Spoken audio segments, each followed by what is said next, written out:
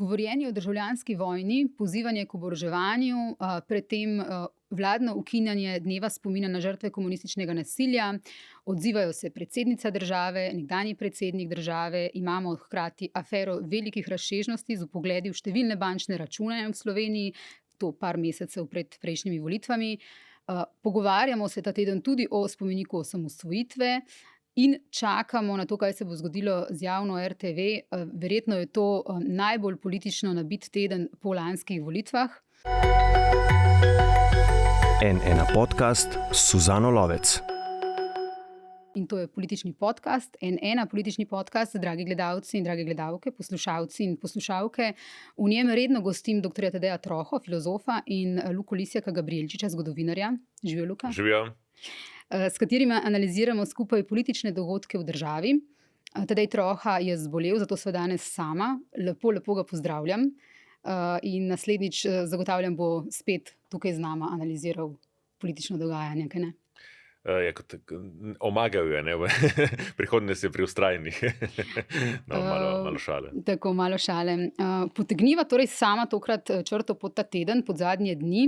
Vse, kaj smo videli in slišali, torej potem, ko je vlada ukinila nacionalni dan spomina na žrtve komunističnega nasilja, je vodja opozicija Janez Janša zapisal, da je vlada s tem zavržnim dejanjem napovedala novo državljansko vojno in še, da je to zlovešča napoved aktualnega režima, da je pripravljen spet polniti jame in rudniške jaške z drugače mislečimi.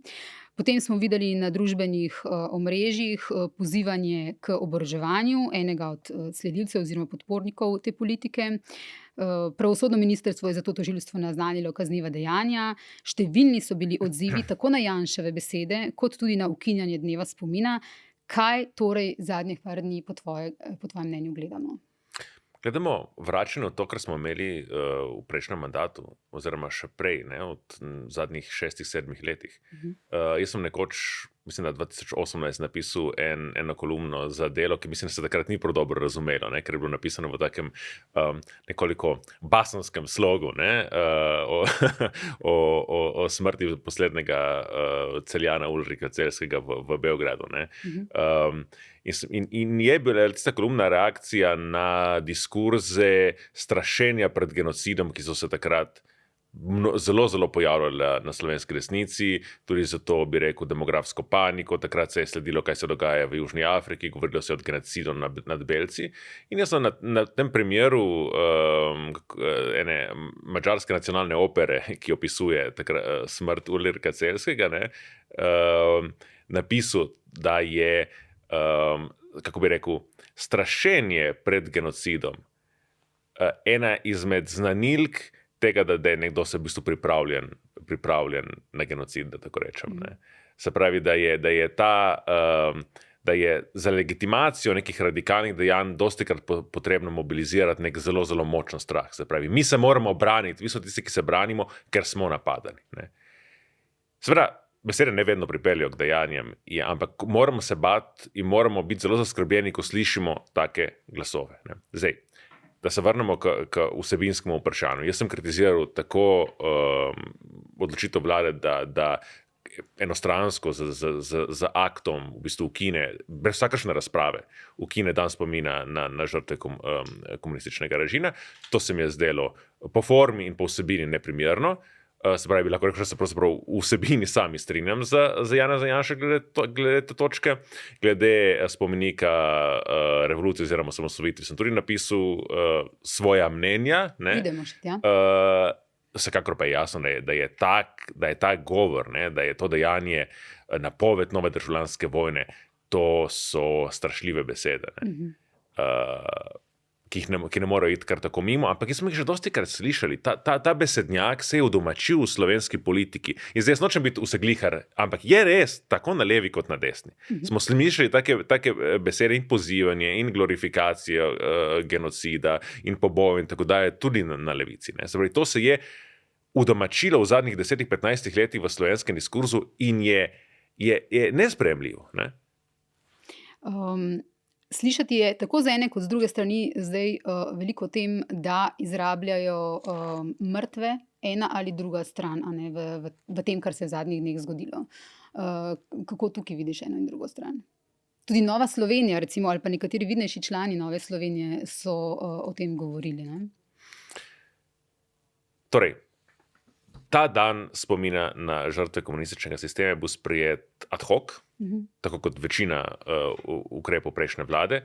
Tik pred iztekom mandata, ne? Tik pred iztekom mandata tista vlada ni uspela pravzaprav zapustiti, ni uspela, jaz to ponavljam, ni uspela zapustiti pravzaprav nikakršne zakonske zapuščine. Uspela je nastaviti svoje ljudi na nekatere ključna mesta in sprejeti neke simbolne akte. In seveda ukrepe, ki so imeli začasno veljavo in ki so v bistvu omogočili neko vladanje za dekreti, ampak neke zapuščine ni pustila. Ne? In zato se je mogla šopiriti s tem, da se je prikupila lastnemu volilnemu telesu in demobilizirala lastno volilno telo s temi enostranskimi simbolnimi dejanji, ki so bile pravzaprav narejene tako, da bodo ukinjena.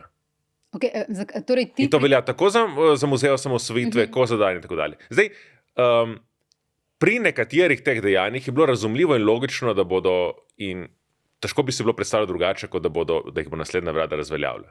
Pri nekaterih pa je bila nastavljena, da rečem tako, neka past, v katero tej vladi absolutno ni bilo potreba past vanjo.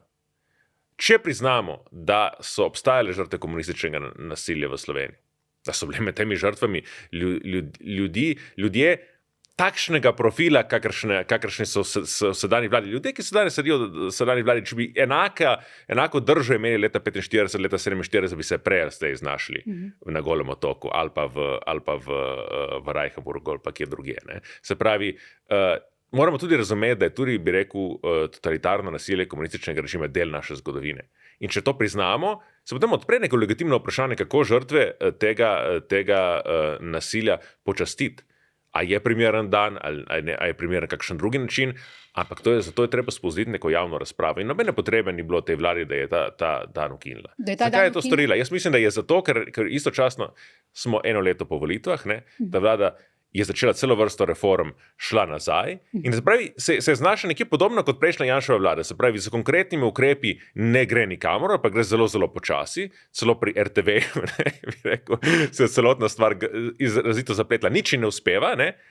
In zato pač počne tisto, kar je zelo enostavno narediti. Ne? Pač z enim sklepom vlade ukineš nek dan, nobenih stroškov ni bilo za njegovo ustanovitev, nobenih stroškov ni za njegovo ukinitev, sprožiš neko polemiko, mobiliziraš svoje volilno telo, prisiliš, ali pa kako bi rekel, sprovociraš ostale v še bolj nesprejemljivo reakcijo in s tem ustvariš tako krog kulturnega boja, ki služi čemu? Ki služi mobilizaciji obeh najbolj, bi rekel, zagrizenih volilnih teles, kar pa bi se morala opozicija zavedati, da škodi njej. Kadarkoli se slovensko volilno telo razdeli po teh kulturno-bojnih, bi rekel, smernicah, na vprašanjih, bi rekel, ideoloških, kot ti pravimo, druge svetovne vojne, prejšnjega režima, izgubi. Spravi, kako bi rekel, v tej državljanski vojni, ki je sicer besedna državljanska vojna, o kateri govori Janez Janša, če res to hoče interpretirati kot napoved te državljanske vojne, se mora zavedati, da bo tudi to državljansko vojno, hvala Bogu, zgolj simbolno in besedno izgubil. Ampak, če te prav razumem, ti praviš torej, da je vlada Janeza Janše to namerno naredila tik pred zdajci, pred odhodom, da se bo potem nekaj s tem zgodilo in da bomo imeli pač neko paniko v državi. Se ni bilo nobene diskusije glede tega, tako kot ni bilo pravzaprav nobene resne diskusije o ukinitvi. Jaz sem glede muzeja osamosvojitve imam nekoliko drugačno mnenje. Mislim, da ni bil dobro zastavljen, da to je vendar neka druga zadeva, ki terja mnogo tehnični, muzealski in tako dalje premislek. Ta projekt je bil narejen preveč ad hoc, ne? Predvsem pa strani vlade, ki je naredila vse, da se je legitimirala v očeh vseh tistih, ki niso bili njeni podporniki. V redu.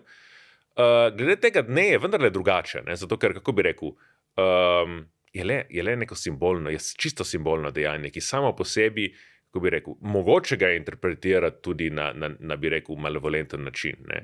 Ampak mogoče mu je dati neko pozitivno vsebino, okrog katere je lahko konsens mnogo širši, kot samo na tej naši realno obstoječi desnici. Ne? Se pravi, mislim, da tukaj in jaz bi rekel, da to ni ekvivalentno, kako bi rekel, enostransko vzpostavitev takega dne niti ni ekvivalentno njegovi ukinitvi. Jaz mislim, da glede tega je njegova ukinitev celo hujša. Ni pa seveda napoved državljanske vojne. Ampak tudi ta ukinitev je prišla natanko na dan oziroma na predvečer tega dne. Ko bi se ga moralo. Mogoče niso niti vedeli, da obstaja. Ne, to je Dominika Švarc-Pipan ravno danes v tem studiu pojasnjevala Mihi Orešniku. Soočila se je z nekdanjim ministrom Hojsom in priporočam, da si vsi pogledajo to soočenje. Miha Orešnik na koncu tega burnega soočenja reče: dobrodošli gledalci v letu 2024. Veliko povemo s tem. Je ona nekako priznala, da, če sem jo jaz prav razumela, da se v bistvu eno leto niso spomnili, da morajo to ukiniti in so zdaj ukinili. Ampak hočem reči, kakšno prioritetno sporočilo je bilo poslano na tak dan? Zakaj ravno na tak dan, tudi če so se takrat spomnili, bi lahko verjetno počakali malo, ne? Če želijo razpravo. Skrajno neresno. Skrajno neresno. Prostaško, v bistvu. Se pravi, podarjena žogica opoziciji, če lahko politikansko gledam. Jaz mislim, da to ima mnogo več kot samo to politično in politikansko razsežnost. Ampak tudi v tem političnem pogledu lahko rečemo, podarjena retorična žogica opoziciji, ki jo je seveda opozicija po zaslugi Janeza Janše zelo hitro zapravila in se usmerila, bi rekel, debato zastavila tako, da je potem ona tista, ki je bi rekel, na napačni strani te diskusije. Ampak jaz se popolnoma strinjam.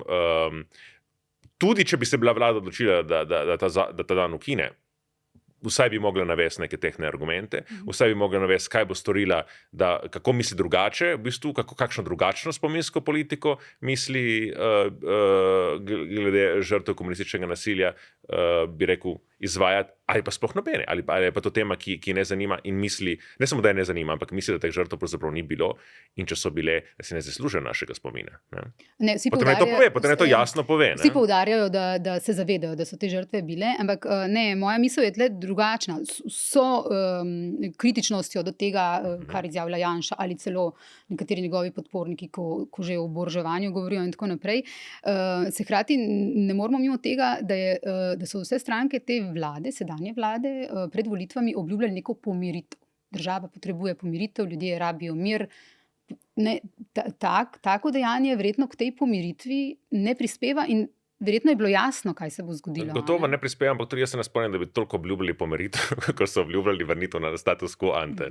Mislim, tam je bilo sporočilo glavno, pač ta Janševa vlada je neka aberacija in mi bomo v bistvu razgradili njeno dediščino in glede tega so dokaj zvesto sledijo temu, kar so obljubili. Je pa seveda res, ker ne uspejo, bi rekel, vsebinsko, tam, kjer je mogoče res, ali pa gotovo res negativna ta dediščina, RTV je rekel, v obupnem stanju, da nimo, ker jim to ne uspeva, ker niso resno premislili zakonskih, ustavnih in vseh teh kriterijev, potem se morajo pač obešati na simbolna vprašanja in na tak zelo neroden in neprimeren način. Kar je že spet, a ni to natanko to, kar je počela prejšnja vlada, hočem reči. Se o tem govorim, mi se lovimo v nekem krogu tako, in se ponavlja. In to prihaja ravno v času, ko v bistvu zdaj že par tednov praktično vsi krizno komuniciramo z otroki, mediji komunicirajo z javnostjo o nenasilju, o pomenu nenasilja. Videli smo pač, kaj se je zgodilo v Celju, videli smo te primere v Srbiji. Veliko se ukvarjamo vsi, celotna družba s tem, da otroke in mladostnike učimo zdaj nenasilja in v tem času pridejo tudi taka sporočila, oboroževanje, državljanska vojna. V bistvu, kje je tukaj odgovornost? Zelo zanimivo, da takrat pred 2 tednama, ali kdaj se je zgodil ta pokola v Srbiji, Janez Janša takoj pohotel, da je to interpretiral skozi svojo antipartizansko prizmo. Se pravi, poglejte, kako hipokritična je slovenska levica, ki istočasno glorificira partizanstvo in daje otrokom partizansko uniformo in tako dalje in govori na nasilju. 2 tedna kasneje je on tisti, ki govori, da je nek administrativni, neprimeren, po mojem mnenju, absolutno vredna kritika, ampak administrativni akt ukinitvenega simbolnega dne, za katerega nihče ni vedel, da obstaja. No, zdaj malo pretiravam. Vlada ni eno leto. Vlada ni vedela, mi nismo vedeli. Tudi ljudje, ki razmeroma dobro sledimo v slovenski javni sferi, nismo zapazili, da bi ta dan bil sprejet, ker je bil sprejet tako rokohitrsko in nima nobenih realnih posledic, da potem to razglaša za začetek državljanske vojne. Besede imajo posledice. Spravi, če je vlada res napovedala državljansko vojno, bi rekel, delu prebivalstva, če bi se to res zgodilo, kako bi mogli tej državljani odgovoriti? Mislim, bodo ljudje, ki bodo, prej ali slej se bo zgodilo, upam, da to ni prerok, prej ali slej se utegne zgoditi, da bo kdo te besede vzel zelo dobesedno. Ne? In potem smo že spet spraševali, ne, Kaj se je zgodilo in kdo je kriv in kdo ni kriv. Ne? Mnogi iščejo ali pa vlečejo neke paralele, razmišljajo o tem, da to, da se zdaj pogovarjamo že nekaj dni o državljanski vojni, orožju in ukinitvi tega dne, da to v bistvu koristi na en način obema stranema. Torej ne samo na ta način, kot si ti prej opisal, ampak tudi, da se pozablja neke stvari. Desnica pravi, zdaj bomo vsi pozabili, da nima vlada kaj pokazati od reform. Kar je res. In na levici so teorije, da si je Janša oziroma desna stran na ta način bomo vsi skušali pozabiti ali bomo nekako pozabili na to afero velikih razsežnosti brskanja po bančnih računih, ki je bila razkrita tudi na našem mediju. Katja Šeruga je o tem pisala. In da bi nekako, da se zdaj vsi ukvarjamo torej s tem istim bojem, ki ga perpetuiramo že, odkar imamo državo. Ja, oboje drži. Ne? Je pa tudi res, da je tokrat ta diskusija tako plehka in prozorna, da nam ni treba nujno pasti na to past. Ampak smo padli, ne? Govoriva že 10 minut o tem, tako da verjetno nekaj na tem je. Oddaje so, ne? Vsi govorijo o tem. Ampak pojdiva zdaj na to temo, ki jo pač tudi ne smemo pozabiti. Torej, teden je minil tudi v znamenju sobotnega razkritja na N1. Kot rečeno, Katja Šeruga je pisala o tem, da je kratka anonimka par mesecev pred prejšnjimi volitvami sprožila eno najbolj obsežnih preiskav bančnih računov v zgodovini Slovenskega urada za preprečevanje pranja denarja. Takrat, v času torej prejšnje vlade, ga je vodil Damjan Žugelj. In kot nakazujejo razkritje, je šlo verjetno za eno večjih zlorab državne institucije v Sloveniji. Kako ti vidiš to dogajanje? To so zelo resne obtožbe. Jaz upam, da bo sledila resna raziskava in da bomo dobili čim več konkretnih dejstev, na katerih bomo lahko potem ocenjevali to zadevo. Je to nek način delovanja, ne? Se pravi, da se te agencije, ki imajo včasih zelo široke pristojnosti, zlorabijo politične namene. Ne? To se pogosto dogaja v liberalnih režimih. Res, da se to včasih dogaja tudi v zrelih demokracijah. V Združenih državah smo to večkrat videli, recimo z njihovo davčno službo in tako dalje. So pa to take stvari, ki zaradi katerih lahko padajo vlade. Tukaj nima kaj pas, ker je vlada še izgubila volitve, ampak to so zelo resne afere. Torej, ne relativiziram, samo bi rad spomnil, ne, kaj je potem tukaj problem. Mi moramo to resno raziskati in ugotoviti, kdo so bili tukaj krivci. Sprožiti procese in tudi speljati do konca, da se ne bo kot ponavadi v Sloveniji stvar končala v zastaranju in tako dalje, ker pomeni tudi resno zastaviti stvari, ne tako na holedra, kot se pri nas pogosto dogaja. To je malo tudi kritika tožilstva. In potem dosež, da strukturno mi preprečujemo, da se bo to zgodilo. Da ne bo potem sistemsko. Ker, a se spomnimo, o čem smo govorili mi pred enim mesecem, kaj je predlagala Golobova vlada. Sprva tudi proti mnenju koalicijskih partnerjev, potem so seveda kot vedno koalicijske partnerji dali rep med noge. To je izjemna razširitev pristojnosti finančne policiji, za preiskovanje davčnih utaj. Se pravi, možnosti sledenja vozilom celo brez sodnega naloga in tako dalje. In takrat smo nekateri opozarjali, da to kliče k zlorabam. In so bili odgovori vedno, kakšne zlorabe, vendar se to bo samo tisti, ki so osumljeni pranja denarja, to je treba, da to preprečimo. In zdaj vidimo, kaj se lahko zgodi, kaj so posledice tega, da damo prevelika pooblastila tem agencijam. Takrat je bilo tako, ena izmed poslank SDS-a, pa se ne bom spomnil zdaj, katera, je takrat v sprejemljanju tega zakona rekla, tako bi rekel, je bilo zelo iskreno na nek način, ker je bilo tudi izpoved tega, kako oni mislijo ne delati, če bodo se vrnili nazaj na oblast. Ampak je zelo lepo posrečno rekli, potem pa vi boste sprejeli ta zakon, potem pa prišla naslednja vlada, se pravi mi na oblast, in potem je bila pa neka elipsa, se pravi, kratko povedano, bomo tudi mi to zlorabili, in potem bo vas rom-pom-pom. In točno to se bo zgodilo, oziroma verjetno ne bo tako hitro prišla nazaj na oblast, ampak točno to se dogaja. Se pravi, levosredinske vlade, tiste, ki se imajo za liberalne in ščitijo človekove pravice, ne vem kaj še vse, sprejemajo tako izjemno vprašljive zakone. In potem, ko pride do zlorabe inštitucij, če slučajno ne pride že pod njihovim mandatom, če slučajno pride pod mandatom desne vlade, je potem to cel problem. Ja, se je problem, ne? Samo je treba se vprašati tudi, kak sistem imamo, da to dovoljuje. Ne? In ne pozabiti potem 2 tedna po volitvah in že spet, kako bi rekel, tem agencijam še bolj povečati pristojnosti, da se jih bo še bolj dalo zlorabljati. To se mi zdi zelo pomembno. Ne? O spomeniku osamosvojitvi tudi te dni govorimo. Nad vsebino Kučanove pobude sem navdušen, si ti že napisal. Ja. Zakaj si tako navdušen? Sledi popravek. Zdaj v jutrišnji kolumni vam povedal, da sem malo narobe razumel, kot smo vsi narobe razumeli, kaj je dejansko predlagal. Nismo vsi narobe razumeli. Ti si razumel, da bi nadomestil en spomenik? Ja, jaz sem razumel to, kot je večina ljudi razumela. Okay. Tako so tudi kritiki tega predloga razumeli. Misliš Levica?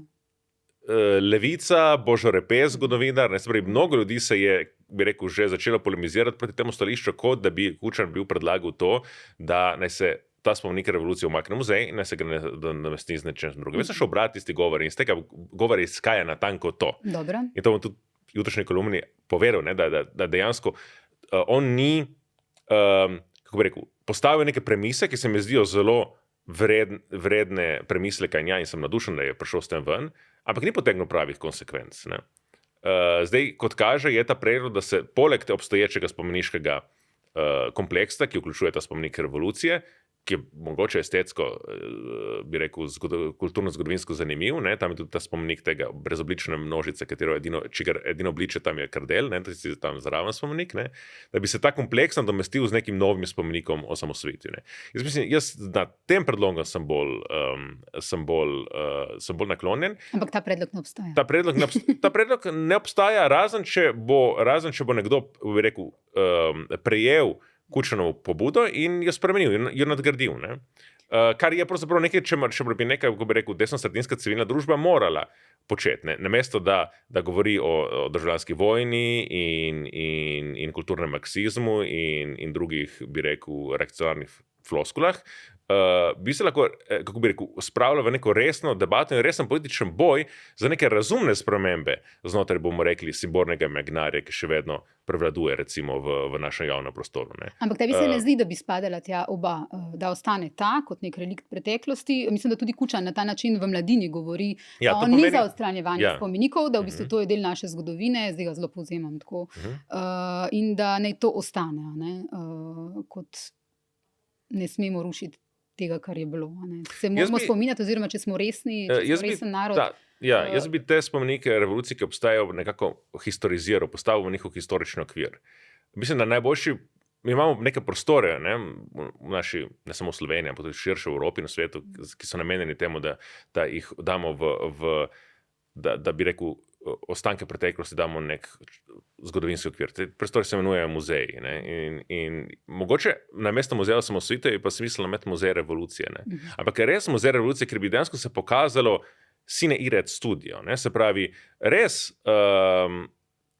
kaj je socialistična revolucija in socializem pomenil v Sloveniji z dobrimi slavimi plati, ki ne bi bil muzej, ki bi silil ljudi, da pridejo, ki bi jih ne bi posiljeval z neko predstavo, bi predstavil stvari in vsak bi lahko si ogledal stvari iz različnih perspektiv in šel ven in si sam ustvaril neko svoje mnenje. Ne? In ta muzej, ki je bil zelo zanimiv in ki je bil tudi po mojem celo z turističnega vidika zelo zanimiv, bi spadali tudi taki spomeniki. Ne? Jaz mislim, da pred parlament spada nek spomenik, ki simbolizira konsens, na katerem je zgrajena ta politična skupnost. Današnja samostojna Slovenija. Ker če tega nimamo, ne, to neprestano ustvarja, kako bi rekel, to je eden izmed virov te skrajne polarizacije. To je eden izmed virov, vse smo se ravno prej o tem pogovarjali, ki neprestano, ki je humus tega razdiralnega diskurza, ki, kako bi rekel, je voda na mlin teh iliberalnih desnih projektov, ne? Kar seveda ne pomeni zdaj, če bomo to odstranili, bomo odstranili tudi iliberalizem v Sloveniji. Ni tako preprosto. Ne? Ampak mislim, da je bilo bolj pošteno in bolj zdravo, da bi predali preteklosti, kar je preteklost, kar je v preteklosti, in poskušali ta zelo pomemben simbolen prostor, ne? Ker je Kučan v svojem govoru zelo lepo povedal, ne? Da te spomeniki, ki so taki, delijo slovensko ljudstvo. Ne? In treba postaviti en spomenik, ki ne bo deljiv. Ne? In jaz se s tem predlogom strinjam. Ne? Mislim, da ta predlog, če ga izpeljemo do konca, implicira muzealizacijo trenutnega spominskega kompleksa. Ne?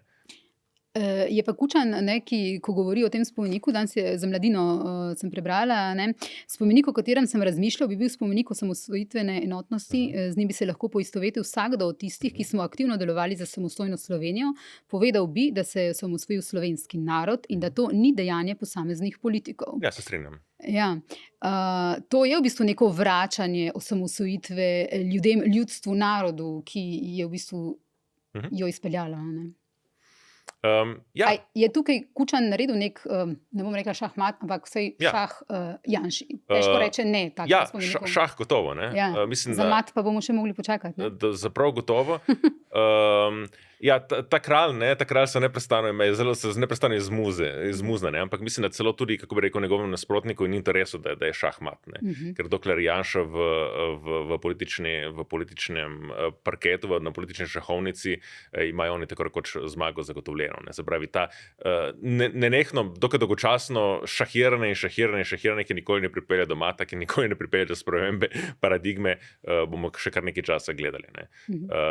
Je pa to nekaj, kar, to smo že dostikrat povedali, ampak še vedno žal velja, nekaj, kar onemogoča neko zdravo konkurenco v slovenski politiki. Ne? Tukaj se postavlja vprašanje, če smo težko je človek proti spomeniku osamosvojitvi, ne vem, kdo bi bil. So tudi v Sloveniji danes ljudje, ki so. Oziroma, verjetno z nekimi pomisleki, če ali pa ampak. No, pomislekov je lahko veliko. Saj smo videli. Lahko nastane postmoderni zmazek, nekaj podobnega Skopje 2014. Mislim, lahko je estetsko neprimeren, lahko je, mislim, to se lahko sviži na tisoč množnih načinov, tako da je treba biti tudi pri tem previden. Mislim, sviži se lahko tudi na točki vsebine, seveda, kako naj izgleda in vse to. Tudi na točki, hotela sem to povedati, da verjetno tukaj ne bo množica proti, lahko pa se zgodi vseeno, da pride do nekega boja na točki, ali je treba zdaj prejšnji spomenik odstraniti. Gotovo, ja.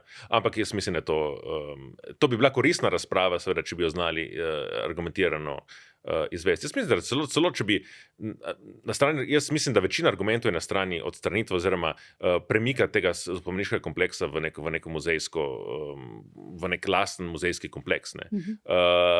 Ampak, kako bi rekel, tukaj nikomor ne gre za boj argumentov, tukaj gre za nek tak zelo brutalen boj prestiža in kot smo že prej ponavljali, neko perpetuacijo kulturnega boja. Jaz bi to pa še popravil. Jaz mislim, da ljudstvo ne bo ne navdušeno, ne zgroženo, ljudstvo bo prosto popolnoma malodušno od teh vprašanj. A bi morala pri tem spomeniku imeti svoje mesto, bi moral imeti tudi izbris? A lahko govorimo o osamosvojitvi brez da omenimo izbris? Sej spomenik izbrisu bo. Jaz sem tudi napisal en tekst glede tega.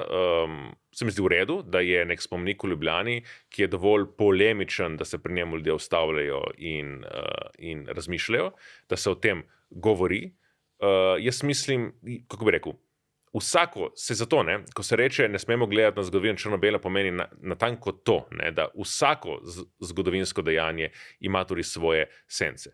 In zrela družba je tista, ki zna to preseči na nek javen in jasen način. Se pravi, da se o tem razpravlja, da se o tem debatira, da se tudi sprejme, kako bi rekel, potrebne ukrepe, da se posledice tega skuša popraviti. Na tej točki se natanko strinjaš s Kučanom v Mladini. No, me veseli, gotovo je še kakšna. On mora malo potruditi, da bo sprejel kakšno mojo tezo.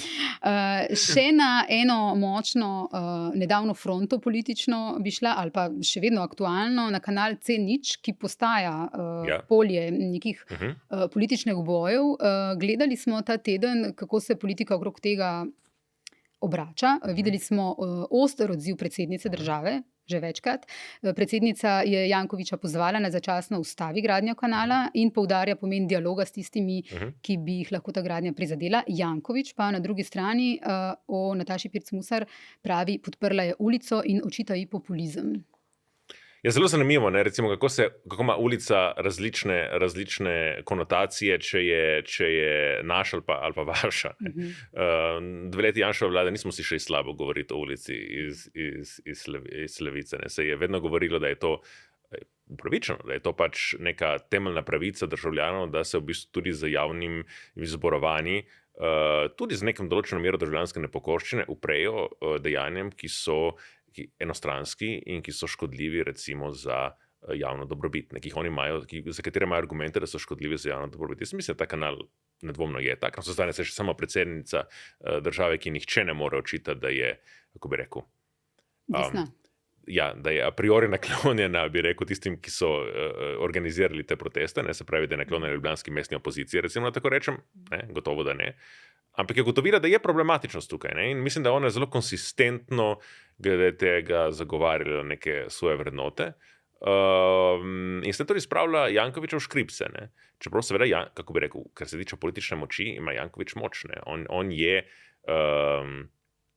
ima moč številne in na neki točki on gotovo 5 let nazaj, ne, se spomniš, ne, so vsi govorili, se pravzaprav ne bo več kandidiral za župana in tako dalje. Ne. On je tako, da je najboljše, da se on sploh ne več pojavlja dosti v javnosti in preprosto za to večino, ki jo ima, in za to enormno oblastjo, ki ima v prestolnici, še naprej izvaja svoje politike. Ne. Tako kot prej, ne ozirajoč se na bi rekel, legitimne kritike javnosti, ki se mu ni treba in tako dalje. Ne. Nek tak zelo premišljen, low-key, ne kričeč, bi rekel, avtoritarizem. Ne. V zadnjih dneh oziroma tednih smo videli 2-krat premierja Goloba na isti prireditvi z Jankovićem. Videli smo objemane pravosodne ministrice z Jankovićem, v tem studiu je tudi to pojasnjevala. Kaj pa je pojasnila? Precej nevešče.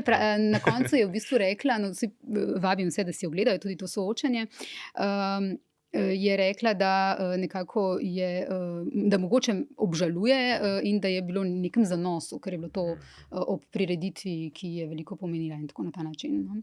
Ampak hočem reči, okrog Jankovića se veliko političnih kopij tudi lomi. Kdo se z njim pogovarja, kdo se z njim objema ali pa karkoli in kdo je zdaj tisti, ki javno kritizira Jankovića. Ne? Predsednica države tukaj je na tem drugem polu. Ne? Ja, meni je zanimivo, da se ona pač, kako bi rekel, to neko svojo nišo si je izborila. Ne? Ker, kako bi rekel, Janković je danes dosti bolj toksičen, tudi za levico, kot je bil pred recimo še 5-6 leti. Ne? Se pravi, je že treba pojasnevati, zakaj se objemo. Ker se tiče te geste, kako bi rekel, če ti odrečeš roko Janši, ne, to je bila ista oseba, ki je to storila leto nazaj, ne, in se istočasno objemaš z Jankovićem, pač to bodo ljudje interpretirali skupaj, nepravilno interpretirajo skupaj. Je pojasnevala vse to. Ampak je bi rekel, ti z gestami nekaj sporočaš, ne, in tako pač je neko sporočilo, ne. Je neko sporočilo, ne, se pravi, eni vrsti neke avtoritarne politike in tako dalje rečem ne, neki drugi, ki ima to v bistvu srečo, da je bolj učinkovita, rečem pa ja. Ne. Ampak jaz mislim, da tukaj imamo opraviti z nekim, kako bi rekel, neko globoko hipokrizijo. Ne. Zdaj, lansko leto, ne, ko so bile volitve, je bilo jasno, da pač Golob je moral organizirati svoj politični projekt. In je bilo jasno, da v tej kombinatoriki je bilo ključno, da je on imel podporo Jankovića. Ne. Pač on je gradil zelo tako na teh lokalnih bazah. Ne, imel svojo goriško bazo, ker je pripeljal pravzaprav pol kabineta gor, ne, in potem je poskušal na vzhodni Sloveniji, ne, in mu je manjko na začetku, ne, bi rekel, Ljubljana. Ne, in je bilo jasno, da se je pač naslonil na Jankovića, ne, in s tem potem počasi gradil svojo podporo in tako dalje. Ne. In je bilo jasno, da seveda po eni strani nju veže že starejše partnerstvo, na Golob začel svojo kariero v politiki, dobro, bil je sekretar v Drnovškovi vladi, ampak predvsem, ne, kot strankarsko politiko, predvsem znotraj Pozitivne Slovenije, ne, se pravi, ona dva sta, rekel, stara prijatelja, ampak, ne, če se spomnimo že takrat po volitvah, ne, se je on opravičeval pred ljudmi, da se preveč druži z Jankovićem. Ne. Takrat, ko je prišel Janković na njihov štab, je rekel, on je pač prišel, nekoga nismo hoteli odsloviti, ne, in tako dalje, ker je tako. nekomu, ki si dolžen tako veliko politično službo, kot je Golob Jankoviću, je tako malo grdo, da potem rečeš, ja, bil je tam zato, ker ga nismo hoteli odsloviti. Se pravi, je tukaj neko zavedanje, vsaj to, da pač je on neprijeten zaveznik. Ne? In ta, bi rekel, ta njegova potencijalna toksičnost ostaja. Ne? Ampak kljub temu on v Ljubljani seveda nima nobene konkurence. Ne? In kdorkoli hoče delati politiko v Ljubljani iz levice, mora borisi, bi rekel, zgraditi nek bi rekel, konkurenčen projekt Janković, in tega absolutno ni. Ali pa kolaborirati, sodelovati z njim. Ne? In tukaj pač je pa lepo, da se zdaj po mnogih letih vidimo, da je pri tem nekaj vprašljivega, ne? Da mogoče pa številna njegova dejanja tudi za tiste, ki se deklarirajo za levičarje, niso tako zelo bi rekel, prijazna. Kar se tiče prostorske politike, zlasti kar se tiče okoljske politike, da ne omenim drugih stvari. Kako pa, prej smo načela, Nataša Pirc Musar, predsednica države, se oglaša za prave stvari. Slišali smo jo torej glede Janševe izjave o državljanski vojni. O ukinitvi dneva spomina ni rekla še nič. To še čakamo, ali bo, kdaj bo. Vprašanje, ja. Torej, se je izjasnila glede Janševe izjave o državljanski vojni, povedala je glede šol, glede tega nasilja na šolah, oglasila se je, rekla je, da več policistov pred šolami ni dober signal, oglašala se je, kot rečeno, glede kanala C0. Jo lahko tukaj primerjamo, lahko povlečeš neke paralele, a je tle neka razlika z Borutom Pahorjem? Zelo drugačen od Boruta Pahorja, ki ima tako, bi rekel, zelo institucionalno podobo predsednika republike. Ne? Na nek način, kot da je bil predsednik republike Italije ali pa Izraela. Ne? Se pravi, nek predsednik republike, ki ve, da nima nobenih pristojnosti in se potem tudi drži, bi rekel, kot neke vrste monarh, ne? Kot angleška kraljica ne reče nič o stvareh. Malo pretiravam, ne? Sej Borut Pahor ima tudi zelo tehtne posege v javno razpravo, ampak so bili tako previdni, da jih nihče ni slišal, pravzaprav. Ne? In tudi sam potem iz njih dostikrat ni potegnil konsekvenc. Oprosti, tukaj se pa je pri tej zadnjem zapletu, oziroma pri tej državljanski vojni in tako naprej, se je pa kritiziral to, da je bilo na hitro ta dan, oziroma na kakšen način smo do tega dneva prišli. Zelo kritiziral tudi vlado, da ga je ukinila in kako ga je ukinila. Nismo pa še slišali, da bi se opredelil do teh izjav o državljanski vojni. Skratka, ti praviš, sta različna. Pokazalo se je, da sta različna. Imata različno predstavo, ampak kar sem hotel povedati, da je ona tudi zelo različna, bi rekel, od tega, ko je prejšnji predsednik, se pravi Danilo Turk ravnal, ki se je povija fakti, je postal v bistvu predsednik vladajoče koalicije. Kdo, ki se je razumel predvsem kot mediator znotraj vladajoče koalicije. Nataša Pirc Musar ni taka. In je, kako bi rekel, gradi neko svojo samostojno, očitno se zaveda, da pač, ali pa si misli, kaj zvem, da bi rekel, njen uspeh volilni ni odvisen od nobene stranke in nobenega, bi rekel, vplivne skupine znotraj slovenske politike, in zato gradi neko svojo lastno identiteto. In to počne tako, da pač intervenira glede vseh stvari, ki se ji zdijo njeni senzibilnosti, ki pač ustrezajo njeni senzibilnosti, bori se ali prihajajo iz tega, kar razumemo kot levica v Sloveniji, ali pa to, kar razumemo kot desnica. In se pravi, glede tega je zelo drugačno od tega, kar so bili pravzaprav vsi ostali predsedniki doslej. Še par kratkih, mogoče za konec. Kje je tukaj njen protikandidat na predsedniških volitvah? Mislim, da je izgubil moment. Mislim, da je absolutno izgubil moment in ga bo tudi težko nazaj pridobil. Bilo je sicer, ni mu bilo lahko, v smislu je bilo jasno, da je tukaj pred zelo zmagal na nek način loterijo, čeprav je izgubil volitve, ampak imel zelo, zelo visok odstotek in ni znal unovčiti te srečke. Hočeš reči, ta kapital, ki ga je pridobil na predsedniških volitvah, je šel mimo? Jaz mislim, da je šel mimo. Jaz mislim, da je šel mimo, on se je pokazal kot premalo pogumen. In to se je zdaj pokazalo tako v sredinskemu volilnemu telesu, kot celo, bi rekel, delu desno-sredinskega volilnega telesa. On se ne upal niti tega, da bi, mislim, vse ta njegove dejanja, recimo tako takrat, ko je ne vem, pri katerem glasovanju je bilo, ne, se pravi, glede izbrisanih, ko je pač poslanska skupina SDS šla iz parlamenta, ne, je on še nekaj časa ostal, ne, takrat in potem šel tudi on, ne. In zdaj, to v bistvu, s tem je vedno pokazal, da jaz sem bolj, ne bolj zmeren član SDS, ampak bolj cincarski član SDS. In to mislim, da se je pokazalo. On bi bil lahko ustanovil recimo lastno poslansko skupino, lahko bi izvedel neke konsekvence. Ne? In je v bistvu se ohranil v tem limbu, ki je nek limbo, ki je na nek način podoben takrat Virantovemu, ne? Ampak Virant je vendarle imel volitve, ne? Se pravi, on se je lahko angažiral v volitvah in vendar nek kapital poskušal iztržiti. Medtem ko volitve, za manj bo čakal Logar na volitve, ko do prišle bo absolutno že zdaleč mimo vse, kar je on nabral. Ne? Se pravi, tukaj je absolutno, se mi zdi, da zamudil nek moment.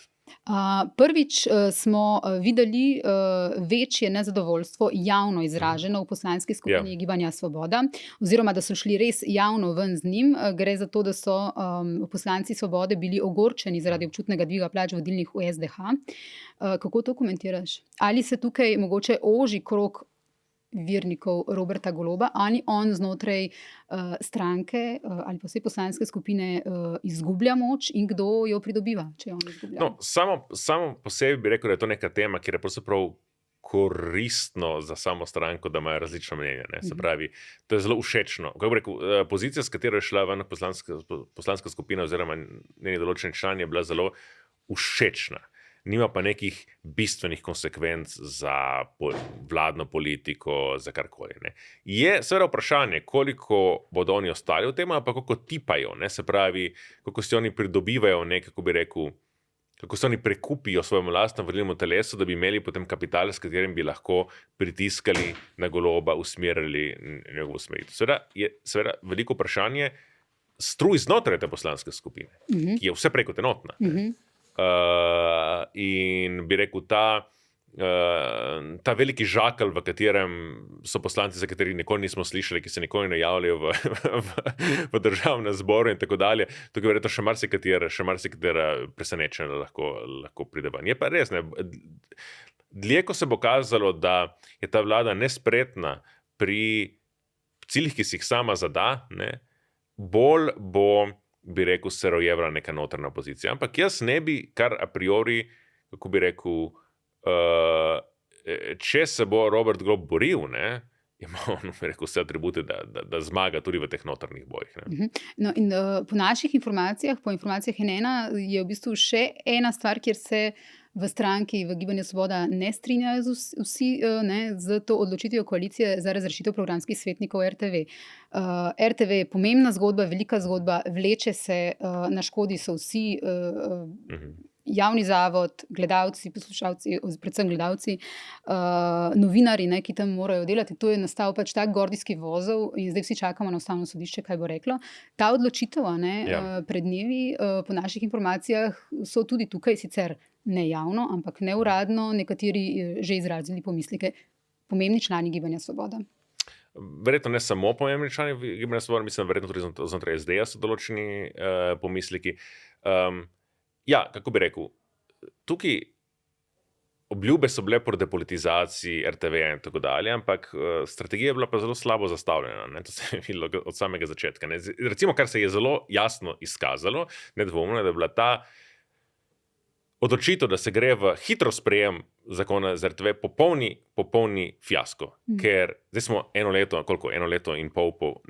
po volitvah, ne vem koliko, 8-9 mesecev po sprejemu tega zakona in še vedno se nismo nikamor premakali. Ne. In kako bi rekel, možnost, da bo Ustavno sodišče odločilno poseglo v to zakon, je ravno zato, ker se je sprejel po hitrem postopku, toliko večjo. Ker če se ne bi bil sprejel po hitrem postopku, bi tukaj imel večjo legitimnost. Ne. Se pravi, to, kar je bil namen tega, da se sprejme po hitrem postopku, da se zelo hitro to reši, se ni posrečilo. Smo eno leto potem in se nič ni rešilo. Ne. Se pravi, je pa zelo otežil njihove argumente pred Ustavnim sodiščem, zlasti, ker je Ustavno sodišče zdaj bo razsojalo o tem v okvirni sestavi. Kar je spet zelo problematično. Ne. Ker, kako bi rekel, to je zakon, ki ga je vladajoča opcija obljubljala. Pisali so ga strokovnjaki. To je zakon, ki je bil sprejet na referendumu za največjo večino izmed vseh referendumskih vprašanj. Sprejet tako, da je bilo jasno, da tudi tisti ljudje, ki so glasovali proti, delček ljudi, ampak vendarle, ki so glasovali proti pri ostalih zakonskih predlogih, so glasovali za. Ta zakon se pravi, da ima tudi del desno-sredinskega volivcev je podprl zakon na RTV-ju, ne? In zdaj se lahko postavi neka zelo nevarna, neka dinamika, ki jo poznamo iz nekaterih drugih demokracij v Španiji, v Združenih državah, da pride najvišje sodišče v državi v navzkrižje za demokratično voljo ljudi, ki je jasna tukaj. To ni to ni neko vprašanje, ki polarizira javnost. Tukaj je zelo velika podpora temu, da se novi zakon na RTV-ju sprejme. Jaz sem tudi kritičen od tega zakona, tako dalje, ampak to je pač neko dejstvo. Ne? Obstaja seveda tudi zelo močna večina, ki je proti. Zdaj, če bi se Ustavno sodišče v okrnjeni sestavi, se pravi z znižano legitimnostjo, pač nima take legitimnosti, kot če bi v polni sestavi, se odločilo radikalno v nasprotju s tem, bi se dejansko ustvarjalo nekaj, čemu bi lahko imenovali ustavna kriza. Jaz si tega ne želim, ne? Tako da upam, da bom veliko modrosti pri razsojanju o tem zakonu, ki ima seveda svoje probleme od načina, kako se je ampak kot rečeno, sama koalicija storila veliko napako, da se je odločila to sprejemati po hitrem postopku. In zdaj, da se vrnem k tvojemu vprašanju, po vseh teh napakah, zdaj gre delati to, kar ne bi preprečil ta zakon, ki so ga sprejeli po hitrem postopku. Ne? Se pravi, oni so sprejeli zakon po hitrem postopku zato, da jim ne bi bilo potreba iti v razreševanje, v te, da bi ne bilo potreba ravnati enako, kot je ravnala prejšnja vlada. In eno leto potem, ker je tista strategija popolnoma so pogrnili pri njej, ne? Ker ni dosega svojih ciljev, zdaj se lotijo to, česar, kar ne bi ta zakon preprečil. Ne? Se pravi, je polemija to, strateško gledano je to polemija. Oni so imeli Oni relativno malo so obljubili volivcem. Relativno malo so bomo razgradili dediščino Janševe vlade. Ne? Bomo delali drugače. In jim ni uspelo niti to. Ne? In seveda, čudno bi bilo, če to ne bi vzbujalo pomislekov znotraj koalicije, pomislekov znotraj samih koalicijskih strank, razmisleke glede strategije. Ne? In kdo je tukaj, ki pravzaprav vodi to strategijo? Ne? Kdo je tisti, ki je kriv za ta kaos, ker nič ne, zdaj če uporabimo malo vojaške žargone, nič ni bolj ponižujoče kot tako hud poraz proti šibkemu nasprotniku. In bi rekel, ostanki, vodstvo RTV je strahovito šibek nasprotnik. Je delegitimirano, ima probleme pri, bi rekel, notranje legitimnosti, znanje legitimnosti, tako da nima politične podpore. In kljub temu zmaguje še naprej. In to je malo kot, bi rekel, mogoče se glede tega dogaja v vladi nekaj podobnega, kot se dogaja v Kremlinu. Se pravi, nekateri so nezadovoljni nad, bi rekel, da generali niso dosegli to, kar so obljubljali proti osovraženemu sovražniku. Za konec samo še eno malo drugačno vprašanje, da res potegneva črta pod vse to, o čemer sva govorila, tudi to, s čimer sva začela današnji pogovor. Torej govorjenje o državljanski vojni, o simbolih, ukinjanje tega dneva, govorjenje celo o oboroževanju in tako naprej. V naši redakciji tukaj smo zadnjič ugotavljali, novinar je pisal o fenomenu Sport Bili torbice. Se spomniš Sport Bilija, te risanke? Ja. In smo ugotovili, da velika večina novinarjev tukaj so mladi novinarji in ne vejo, kaj je Sport Bili torbica. In se sprašujem, kaj ta generacija, ki se ne spomni več Sport Bili torbice in Sport Bilija, kaj bi sporočil po takšnem tednu? Vse to, kar smo slišali, državljanska vojna, ukinjanje dnevov spomina, spomeniki, osamosvojitev. To je ena generacija, ki v bistvu ima verjetno čist neke druge poglede ali pa druga razmišljanja o teh zadevah. Imaš kakšno sporočilo? Kaj naj si mislijo po takem tednu?